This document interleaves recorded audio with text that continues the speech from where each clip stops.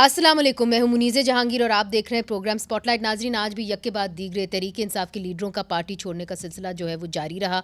फवाद चौधरी जो तहरीक इंसाफ के सीनियर नायब सदर थे, उन्होंने ट्वीट में कहा कि वो आर्जी तौर पर सियासत छोड़ रहे हैं और इमरान खान से अपनी राहें जुदा कर रहे हैं। इसके अलावा वज़ीर दिफा ख्वाजा आसिफ ने, और नाजरीन इससे पहले मैं आपको ये भी बता दूँ कि अभी अभी हाल ही में असद उमर साहब की प्रेस कॉन्फ्रेंस हुई है चंद मिनट पहले, और उन्होंने कहा है कि वो अपना ओहदा छोड़ रहे हैं। वो तहरीक इंसाफ के सेक्रेटरी जनरल हैं, मगर अभी तक उन्होंने पार्टी छोड़ने का ऐलान नहीं किया। इसके अलावा वज़ीर दिफा ख्वाजा आसिफ ने तहरीक इंसाफ पर पाबंदी लगाने का अंदिया भी दिया है, और इससे पहले वज़ीर दाखिला राना सनाउल्लाह ने हमारे ही प्रोग्राम में कह चुके हैं कि पाबंदी लगाने के लिए शवाहिद इकट्ठे किए जा रहे हैं। इस पार्टी के ऊपर इस जो कुछ 9 मई की हुआ है और जो कुछ प्लानिंग इसने की है, प्लान के तहत सब कुछ हो रहा था।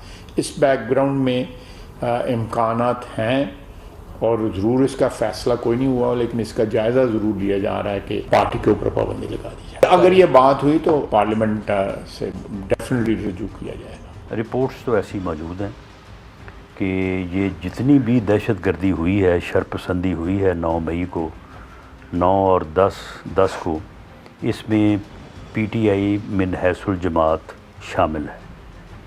लेकिन उस इंफॉर्मेशन को, उस एविडेंस को ट्रायल से आगे रेफरेंस की हद तक इसका जो है वो जायज़ा लिया जाएगा, और अगर उसमें सब्सटेंस हुआ तो ज़रूर रेफरेंस फाइल किया जाएगा।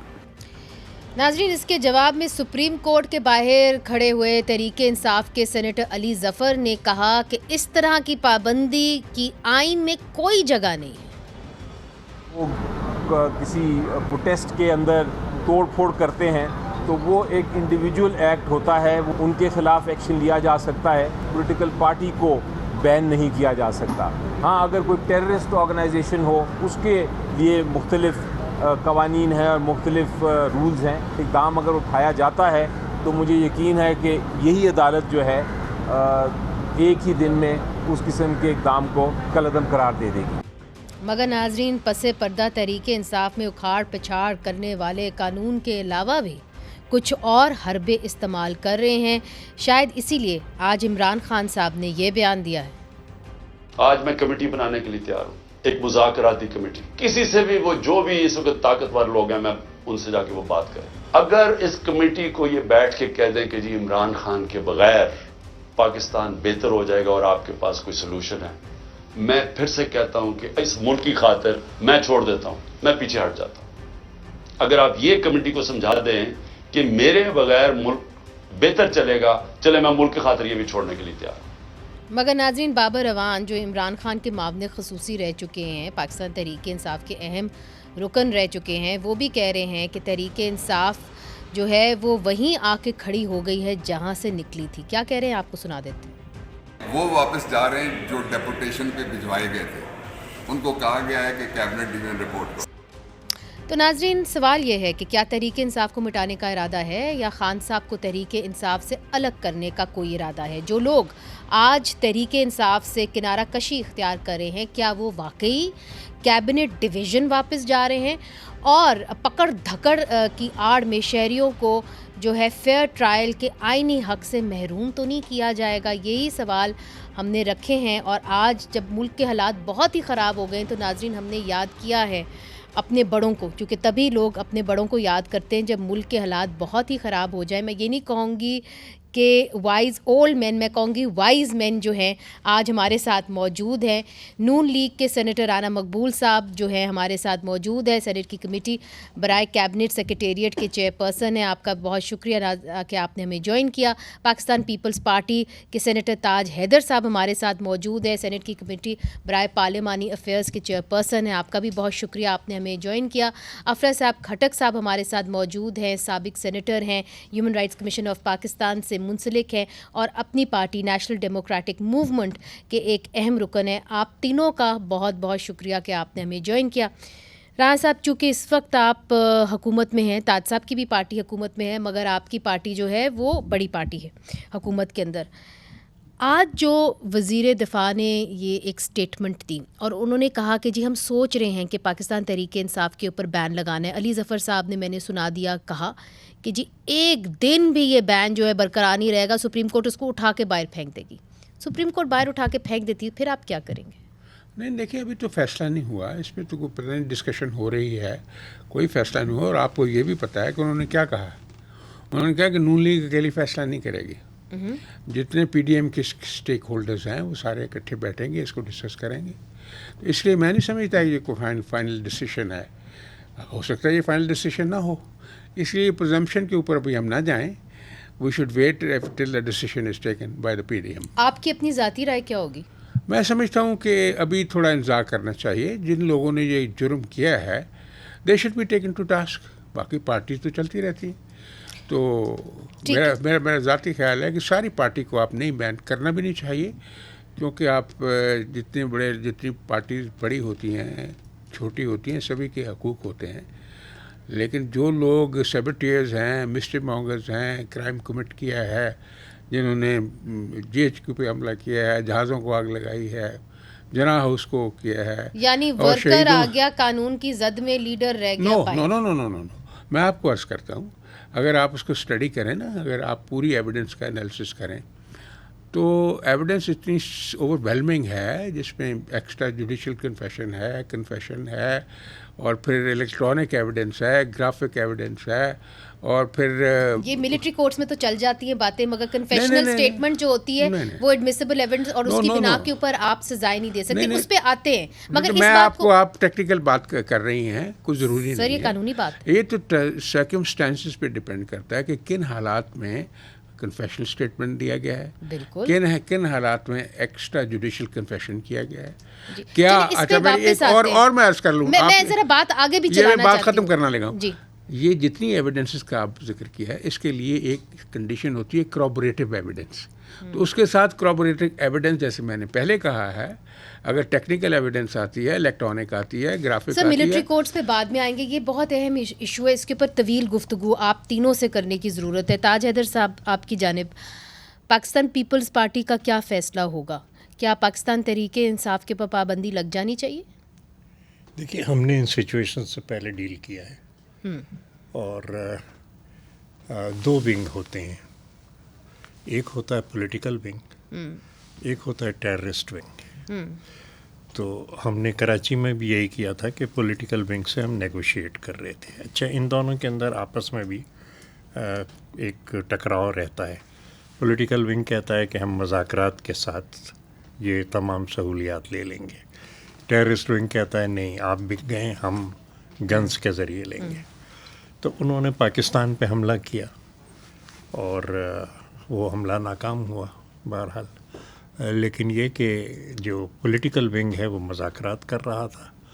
تو ہماری پالیسی یہ ہوتی ہے کہ ہم مذاکرات کے ذریعے, اور جیسے رہی ہے اس دوران پالیسی, کہ ہم ہمیشہ مذاکرات کو سپورٹ کرتے رہے.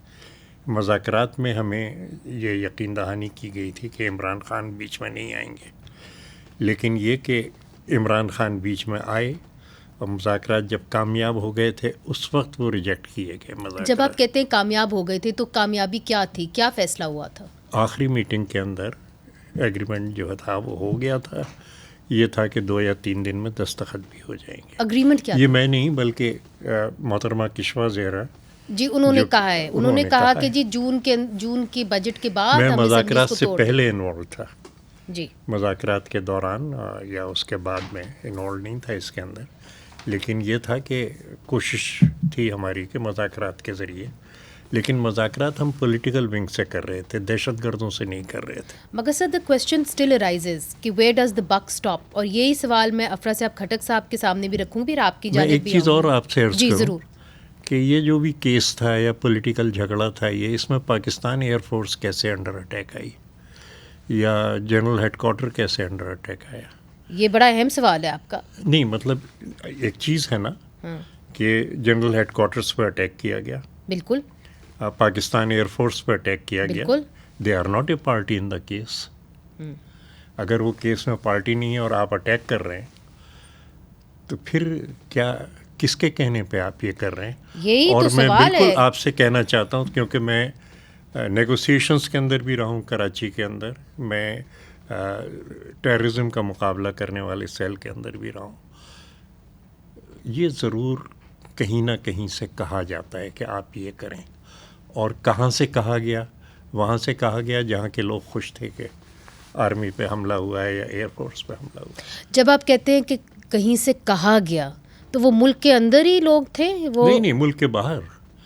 دیکھیے، آپ اس وائڈر پرسپیکٹو کو نہ بھولیے کہ پاکستان اب شفٹ کر رہا ہے امریکہ سے چائنا کی طرف،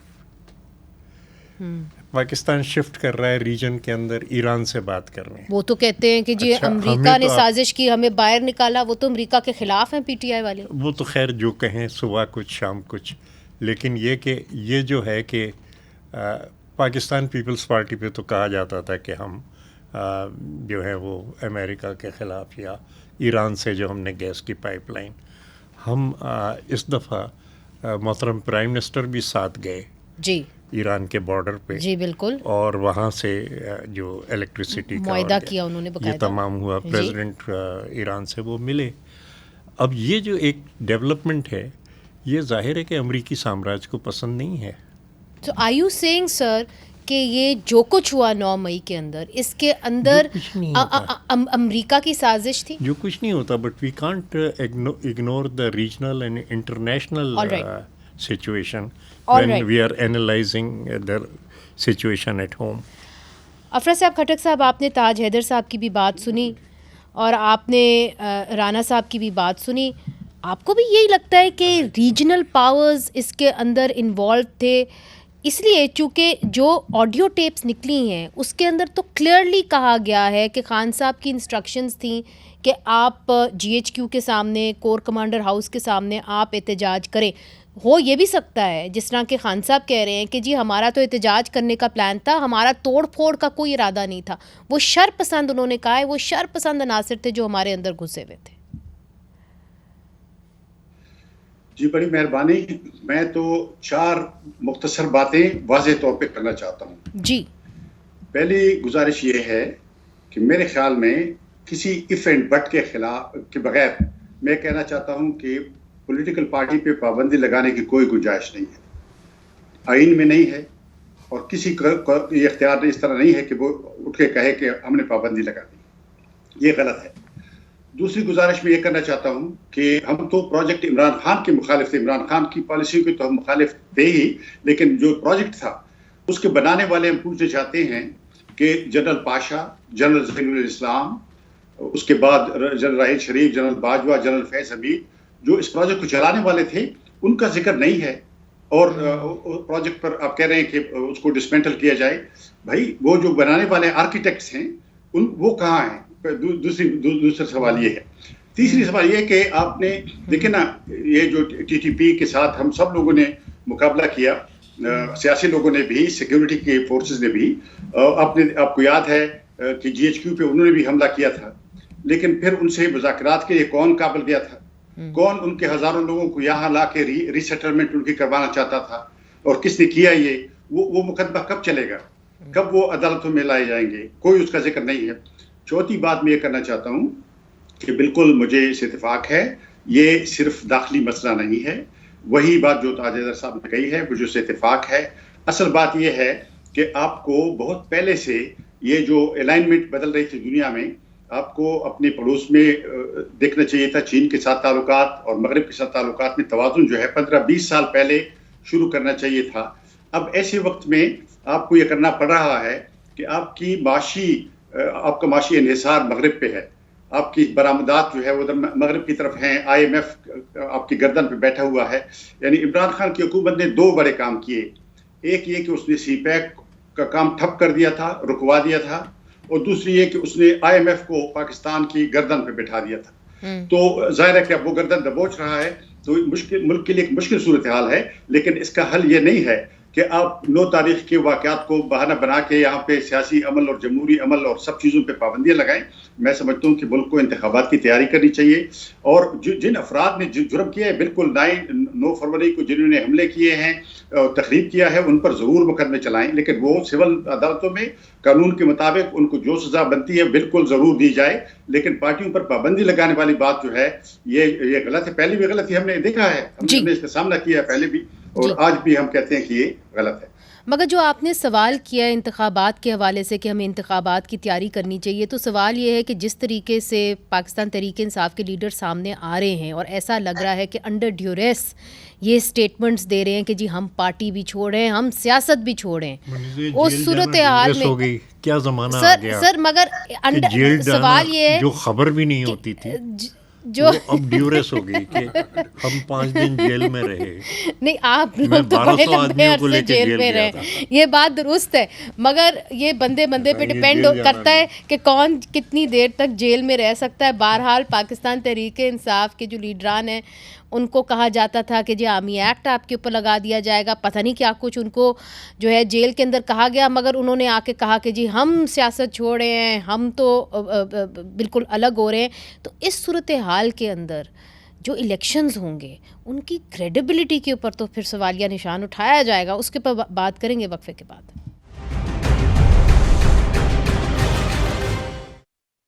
ویلکم بیک ناظرین. دلچسپ آپ کو بتاؤں کہ جو میں نے اپنے مہمان بلائے ہیں یہ تینوں کے تینوں کبھی نہ کبھی جیل ضرور گئے ہیں. یہ تمام سیاسی ورکر ہیں اور بریک کے دوران ہم یاد کر رہے تھے کہ جیل میں ان کے ساتھ کیا کیا ہوا. تو پاکستان میں یہ ایک دستور ہے، سائیکل ہے، ہر کوئی جیل جاتا ہے جب وہ اسٹیبلشمنٹ سے اس کی راہیں جدا ہو جائیں یا ان کے خلاف ہو جائیں. تو سوال یہ ہے رانا مقبول صاحب کہ اب تو کچھ حالات بدلے ہیں، سوشل میڈیا بھی ہے، میڈیا بھی ہے، ایک جدید دور ہے، اس کے اندر سب دیکھ رہے ہیں یہ پکڑ دھکڑ اچھاڑ پچھاڑ. اس کے اندر جو الیکشنز ہوں گے ان کی کریڈیبلٹی کے اوپر تو بہت بڑا سوالیہ نشان اٹھ جائے گا. دیکھیں جی کریڈیبلٹی جو ہے وہ کوئی ضروری نہیں، اتنا پیوریفائی تو سسٹم ہو نہیں سکتا، کوئی نہ کوئی تو اس میں کجی رہے گی. لیکن بہر صورت ڈیموکریٹک پروسیس کو آگے بڑھانے کے لیے الیکشن ہونے بہت ضروری ہے، کیونکہ اس سے بھی سارا اگر آپ الیکشن نہیں کرائیں گے تو سارا پروسیس رک جائے گا. مگر لیٹ سے کہ آپ پی ٹی آئی کو بین کر دیتے ہیں یا آپ عمران خان صاحب کو نا اہل ہو جاتے ہیں تو پھر ان الیکشنز کی کیا اہمیت ہوگی؟ ان کے سیکنڈ رنگر ہیں، تھرڈ رنگر ہیں، وہ پارٹیسپیٹ کریں الیکشن میں. اب سیکنڈ رنگر اور تھرڈ رنگر تو سیاست کو خیر بات کر گئے. میاں نواز شریف کو انہوں نے کیا نا، اپنا کیا تھا نا 2018 میں 17 میں الیکشن ہوا تھا نا، آپ کو پتا انہوں نے کتنے ووٹ لیے تھے. گورنمنٹ بنانے کی پوزیشن میں تھے پنجاب میں اور پھر یہاں بھی بنانے کی پوزیشن میں تھے، کولیشن جو پرانے ساتھی تھے ان کے ساتھ. اس لیے یہ اس وقت فرشتے آپ کے خلاف تھے، آج آپ کے ساتھ نہیں. وہی بات میں کر رہا ہوں نا جی کہ اس کے باوجود کہ فرشتے خلاف تھے، آپ کو پتا ہے کتنی اسٹرینتھ تھی، پولیٹیکل اسٹرینتھ تھی. حالانکہ میاں نواز شریف جو تھے he was confined, he was convicted. تو اس لیے اگر لیڈر چلا بھی جائے تو جو اس کے فالوورز ہوتے ہیں وہ سارے کے سارے پروسیس کو جاری رکھتے ہیں. الیکشن کا پروسیس نہیں رکنا چاہیے. مگر دیکھیے کچھ بابر اوان صاحب نے جو آپ کی پارٹی سے نکلے تھے، تاج حیدر صاحب، وہ کچھ باتیں کر رہے ہیں. وہ یہ کہہ رہے ہیں کہ جی یہ جو لوگ ہیں جو اب جا رہے ہیں واپس، وہ جو تھے کیبنٹ ڈویژن کے تھے اور کیبنٹ ڈویژن کو واپس رپورٹ کر رہے ہیں. تو یہ ان کا جو پارٹی چھوڑنا ہے، آپ اس کو اس طریقے سے نہ دیکھیں کہ ان کے اوپر پریشر ہے، وہ خود ہی چھوڑ کے جو ہے اپنی اپنی جگہوں پہ واپس جا رہے ہیں. درست منیز دیکھو ہماری عمر گزر گئی فرشتوں کو یہ سمجھاتے ہوئے اور ان سے جھگڑا کرتے ہوئے کہ آپ سیاست میں مداخلت نہ کریں. اس پارٹی کا فرشتوں سے کس بات پہ اختلاف ہے؟ اسی بات پہ اختلاف ہے نا کہ آپ سیاست میں کیوں نہیں حصہ لے رہے اور ہمیں سپورٹ کیوں نہیں کر رہے. جھگڑا اسی بات پہ ہے نا کہ آپ نیوٹرل کیسے ہو گئے، کہ آپ بے وفا محبوب نکلے. چلے اب بے وفا محبوب تو وہ نکلے، مگر سر جو اب ان کے ورکرز کو ایک قیمت چکانی پڑے گی، اور یہی بات آپ سے کرنا بہت ضروری ہے، آپ سے پوچھنا بہت ضروری ہے کہ پاکستان پیپلز پارٹی نے سی سی کی میٹنگ کی، اس کے اندر آپ نے کوئی فیصلہ کیا کہ یہ جو سویلینز کو آرمی ایکٹ اور آفیشیل سیکرٹس ایکٹ کے تحت ٹرائی کریں گے، یہ درست ہے؟ نہیں، آرمی ایکٹ تو خیر جو بھی ہے، جو سچویشن ہے اس کو دیکھیے. جیسا کہ میں نے کہا کہ یہ اس کے لنکس کہاں کہاں، مطلب یہ تو ظاہر ہے کہ جو انٹیلیجنس کا کام کر رہے ہیں، لیکن میں تو اوپر سے دیکھ رہا ہوں کہ کمانڈر یادو یہاں پہ ٹہلنے نہیں آئے تھے، اور کمانڈر کے لیول کے جو لوگ ہیں وہ اکیلے نہیں جاتے ہیں. پہلے پورے لوگ، ان کا جو فارورڈ گروپ ہے وہ اندر جاتا ہے، آرگنائز کرتا ہے، اس کے بعد کمانڈر کے لیول کے لوگ آتے ہیں.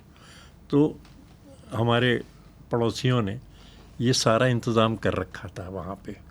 اور وہ نیٹ ورک یہ نہیں ہے کہ کمانڈر یادو کے پکڑنے کے بعد وہ نیٹ ورک ٹوٹ گیا.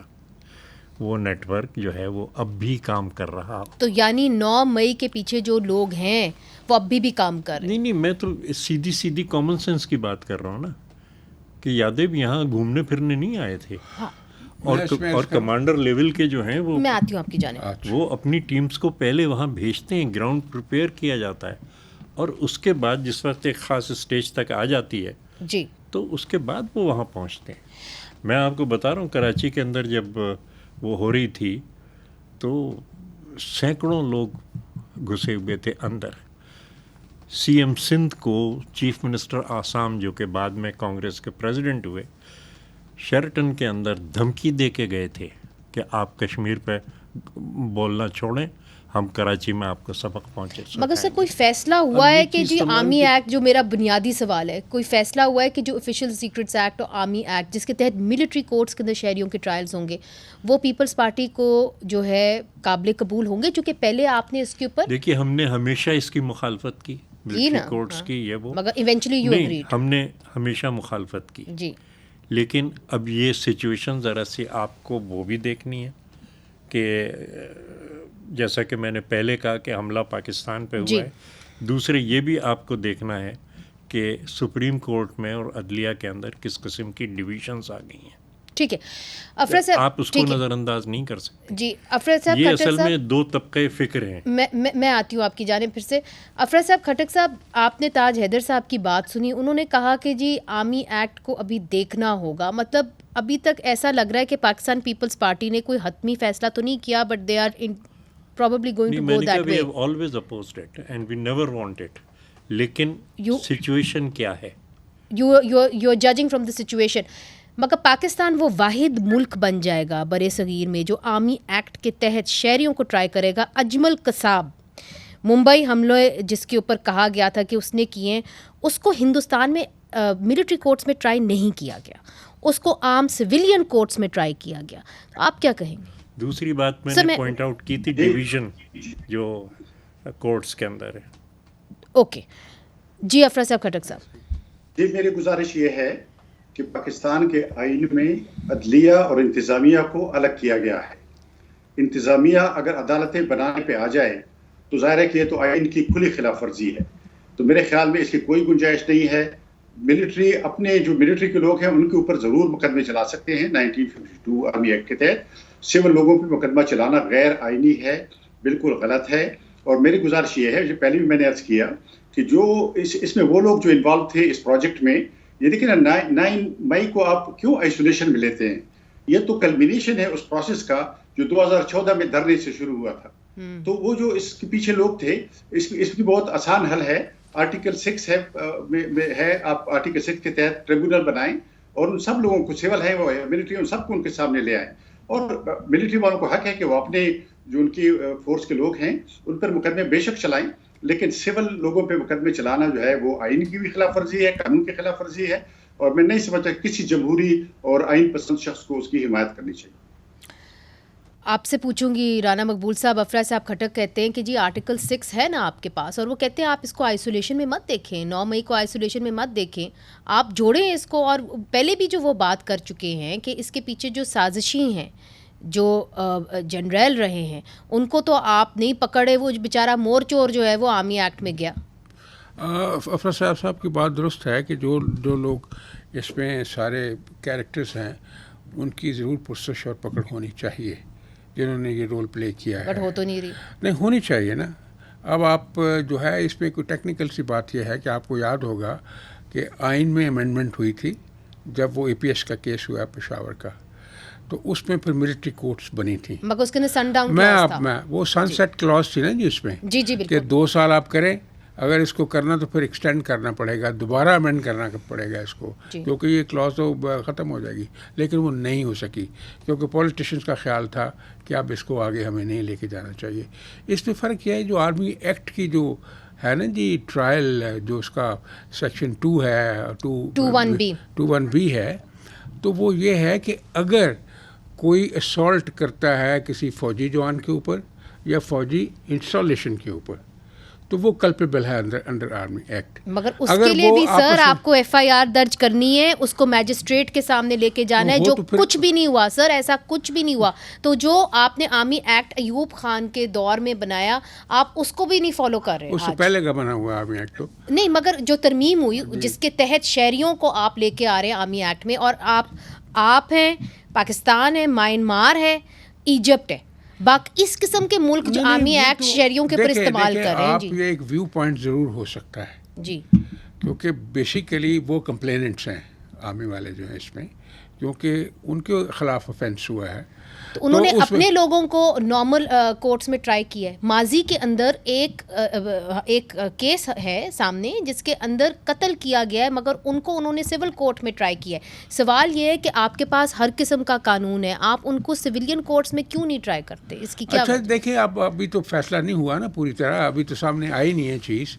بہرحال ایک سر ہو گیا فیصلہ اس کے اندر. یہ ویو پوائنٹ ضرور ہے جو ہے خیبر پختونخوا کے اندر آج خبر جو آئی ہے وہ یہ ہے کہ 16 لوگ ہیں جن کو ٹرائی کیا جا رہا ہے ملٹری کورٹس میں, جو آج خبر آئی ہے خیبر پختونخوا سے. اب وہ گریوٹی آف آفینس کے لحاظ سے انہوں نے سلیکٹ کیا ہوں گے نا. یہ سچویشن ظاہر ہے انفارچونیٹ سچویشن ہے اور یہ نہیں ہونی چاہیے تھی, لیکن یہ کہ اگر ہول سیل ضمانتیں دی جا رہی ہیں ان لوگوں کو کہ آئندہ بھی آپ کریں گے تو آپ کی ضمانت ہے, یہ اگر کیا جا رہا ہے تو اس کی وجہ سے ایک گیپ بنتا ہے. اور بہرحال اگر یہ عدلیہ کے آپس کے, اور یہ نظریاتی اختلافات ہوتے ہیں, ایک ماضی پرست لوگ ہیں, ایک ماڈرنسٹ لوگ, مگر جن کے لیے آپ نے ملٹری کورٹس بنائے تھے ان کو تو آپ لوگوں نے رہا کر دیا. احسان اللہ احسان صاحب ٹرکی چلے گئے, وہاں پہ ٹویٹیں کر رہے تھے, اور جو ممبئی حملوں کے ہیں وہ اس وقت اینٹی ٹیررزم کورٹ میں پڑے ہیں. تو ملٹری کورٹس پھر بنے کس کے لیے؟ ہر ادارے کے اندر نظریاتی تقسیم ہے. یہ بھی نہ بھولیے کہ ایک زمانے میں یہی ISI تھی جس نے یہ طالبان کو جنم دیا, یہ سب کیا, یہ تمام چیزیں تھیں. اب اگر کوئی ہم آگے کی طرف جا رہے ہیں, اگر ہم جا رہے ہیں تو پھر آج کی سچویشن اور اس کے حساب سے پالیسی آپ کو بنا. اور میں پھر کہوں گا کہ پاکستان پیپلز پارٹی نے ہمیشہ آرمی کورٹس کی مخالفت کی ہے, ہم آج بھی مخالفت کرتے ہیں, لیکن ایک سچویشن پیدا ہوئی ہے اور اس میں کوئی نہ کوئی حل ڈھونڈنا پڑے گا. ٹھیک ہے, مگر کیا حل ملٹری کورٹس ہوگا؟ یہ بہت اہم سوال ہے. وقفہ لیتے, وقفے کے بعد حاضر ہوتے ہیں. ویلکم بیک ناظرین. جو 9 مئی کو واقعات ہوئے اس کے اندر سویلینز جو انوالو تھے, اب بات کی جا رہی ہے کہ ان کو آفیشیل سیکرٹس ایکٹ اور آرمی ایکٹ کے تحت ان کے خلاف کارروائی ہوگی, اور یہ کارروائی ہوگی ملٹری کورٹس کے اندر. یہ وہ کورٹس ہیں جس کے اندر کوئی بھی ان کی جو پروسیجر ہوتا ہے وہ پبلک نہیں ہوتا, یہ کلوز ڈورز کے پیچھے ہوتا ہے, کسی کو معلوم نہیں ہوتا کہ کیا ہو رہا ہے, اور آپ کو یہ بھی نہیں بتایا جاتا, ضروری نہیں سمجھا جاتا کہ آپ کے اوپر چارج کیا ہے. افرا صاحب کھٹک صاحب, تاج حیدر صاحب یہ کہہ رہے ہیں کہ دیکھیے اس وقت ہر انسٹیٹیوشن کے اندر تقسیم ہے, اور جو عدالتیں ہیں ان کے اندر بھی تقسیم ہے. تو یہ بھی ہو سکتا ہے کہ عدالتیں جو ہیں جنہوں نے کرائم کیا ہے ان کو چھوڑ دیں, اسی لیے شاید ملٹری کورٹس کی ضرورت پڑ گئی ہے. دیکھیے جی, اصل میں اگر پولیٹیکل ول ہو تو ہر مسئلے کا حل ہو سکتا ہے. یعنی آپ سول عدالتوں میں ایک ٹرائبیونل بنا سکتے ہیں اس طرح کے کیسز کے لیے, اور پھر بڑے پیمانے پہ اصلاحات بھی جوڈیشری میں ہونی چاہیے. لیکن اگر یہ کیا بات ہے کہ 9 مئی کے لیے آپ کو مؤثر عدالت چاہیے, لیکن جو 22 کروڑ عوام کے لیے عدالتیں ہیں وہ یہی رہیں گی جو موجود ہیں, یہ تو پھر یہ بات نہ بنی نا. تو گزارش یہ ہے کہ جو فوجی عدالتوں کی کارروائی ہے پچھلے دنوں میں, مثلا پشاور ہائی کورٹ نے کتنے بڑے پیمانے پہ ان کی سزاؤں کو رد کیا اور کہا کہ یہ قانون کے مطابق نہیں ہے. اس ترمیم کے بعد بھی جو ان کو قانونی اختیار دیا گیا تھا وہ بھی اعلیٰ عدلیہ میں پشاور ہائی کورٹ میں. وجہ یہ تھی کہ واقعی ان میں یعنی کیفیتی کوالٹی کے لحاظ سے بہت سی ایسی چیزیں تھیں, تو اس کے لیے آپ اپنی عدالتوں کا وہ کریں, ریفارم کریں. لیکن یہ کوئی طریقہ نہیں ہے. اور پھر دیکھیں نا, یہ جو قانون بنائے ہم نے 2014 میں بھی اس میں شامل تھا, اس APC میں بھی, اور یہ جو بعد میں, لیکن جو ہم نے قوانین بنائے اینٹی ٹیررسٹ لاز, وہ سب سے زیادہ سیاسی ورکروں پہ لگے, ہیومن رائٹس ورکروں پہ لگے. ٹیررسٹ جو ہیں وہ ملک پہ گھوم رہے ہیں ان کے خلاف کارروائی. لیکن تو یہ سب مس یوز آف لاز بھی ہوا ہے اور پروسیس کا بھی مس یوز ہوا ہے. اس کی روشنی میں سمجھتا ہوں کہ دوبارہ ہمیں فوجی عدالتوں کی طرف نہیں جانا چاہیے. سزائیں ضرور ملنی چاہیے جن لوگوں نے حملے کیے ہیں یا قانون کی خلاف ورزی کی. ٹھیک ہے رانا صاحب، دوسری بات یہ بھی ہے کہ جب وہ ریٹ پٹیشن میں آتے ہیں، جس کو ہم کہہ سکتے ہیں کہ ایک اپیل کا حق ہوتا ہے ان کو سول کورٹس پہ، تو وہاں پہ اگر یہ سارے کیسز ویسے ہی خارج ہو جاتے ہیں تو پھر وہ سارا عمل جو ہے ملٹری کورٹس کا آنے والا، اس کے اندر یہی ہوتا ہے کہ وہ بندہ جو ہے سڑتا رہتا ہے جیل میں کئی سال، پھر سول کورٹس میں آ کے وہ باعزت بری ہو جاتا ہے. تو پھر آپ سیدھا سول کورٹ میں معاملہ کیوں نہیں لے آتے؟ جس طرح افراد صاحب کھٹک صاحب بھی کہہ رہے ہیں مس کیریج آف جسٹس بھی تو ہوا ہے. کیس ٹو کیس ہے، کچھ سارے کیسز کے ساتھ تو ایسا نہیں ہوتا نا. وہ جو کیس آپ بتا رہی تھیں جو انہوں نے سیٹھ صاحب مرحوم نے دیکھا تھے، ہیئرنگ کی تھی اور ایکوٹ کر دیا تھا بندوں کو، وقار سیٹھ صاحب نے، ان میں ایک سکم تھا. باقی کئی ایسے ہیں جن کی سزا امپلیمنٹ ہوئی ہے. ان میں سب میں ایف آئی آر ایک ہی ہینڈ رائٹنگ سے تھی اور ایک ہی گناہ ان سب نے کیا تھا. جو بھی جتنے 5 7 10 15 جو لوگ تھے. یہ آپ کی بات درست ہے، ایسے نہیں ہونا چاہیے اور ان کو کمپیٹنٹلی پروفیشنلی محنت سے کرنا چاہیے. ابھی جو ہم سن رہے ہیں، جو ڈسکشن چل رہی ہیں، وہ کہتے ہیں جتنے لوگ جو ہیں پیریفری میں ہیں یا صرف وہ پروٹیسٹ کر رہے تھے، ان کو تو ہم سول کورٹوں میں بھجوائیں گے.